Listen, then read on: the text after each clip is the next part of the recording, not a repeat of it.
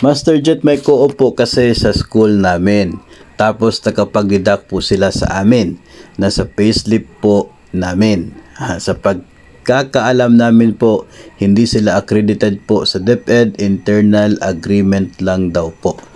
So, actually, hindi po ito yung first message ng ating sender. Meron po siya na unang mensahe na nagtatanong if possible ba na ang isa pong institution ay makapag-deduct from the salary of DepEd personnel na para bang walang nangyari na accreditation from the DepEd itself.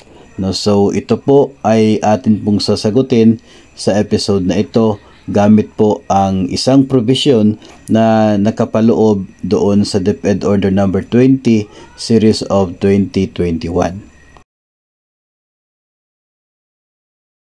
Ito pong DepEd Order number 20 series of 2021 issued last May 27, 2021. Ito pong Enhanced Guidelines on Accreditation or Re-Accreditation of Private Entities under the Automatic Payroll Deduction System Program.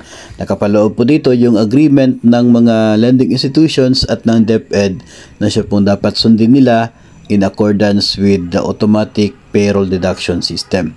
Yun pong pwede na salary deduction yung amortization ng atin pong utang doon sa isa pong institution.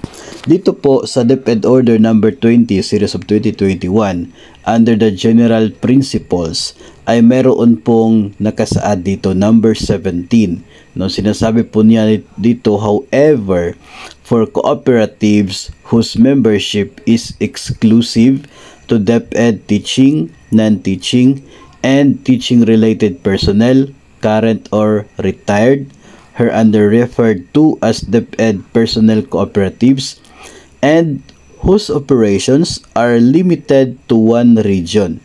Accreditation is delegated to the DepEd Regional Office.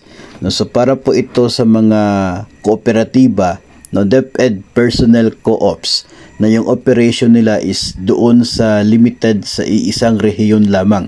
No, so kung yung operation is within your school lamang, so yun nga, within that region kung saan nandoon yung inyo pong paaralan.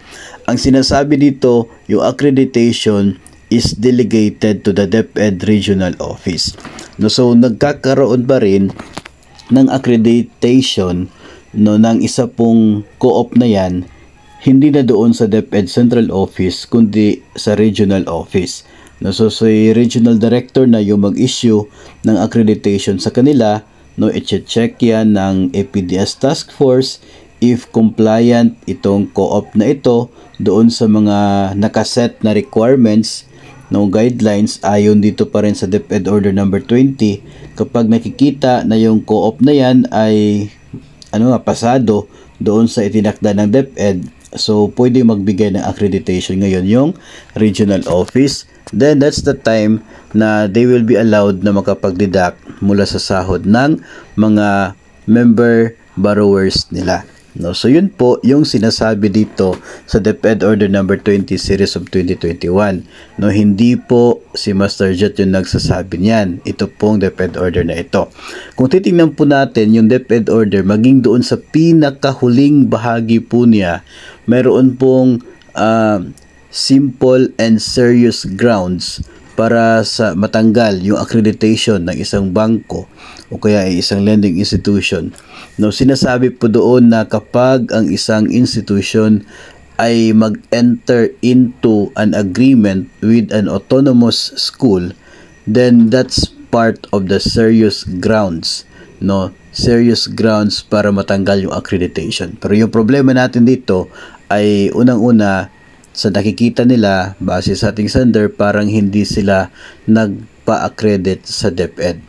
So if ever po na may mga similar cases na nangyayari po sa inyong paaralan, no, pwede po ninyong tingnan itong provision na ito, no, at pwede po ninyong ma-refer sa kanila doon po sa proper authority para matingnan din naman po. Kasi hindi po natin alam, baka magkakaroon ng biglaang audit doon sa Automatic Payroll Deduction System o kaya ay makikita na may mga nakapag-deduct na walang outstanding accreditation, no? So para po maiwasan natin yung mga ganoon pong case, ay habang mas maaga nakikita po at titingnan itong isang provision na ito na sinasabing binibigay sa regional office yung pag-accredit ng mga DepEd personnel cooperatives, no? So sa ating pong sender at sa mga may mga similar cases po, pwede po ninyong ipakita yung bahaging yon ng DepEd order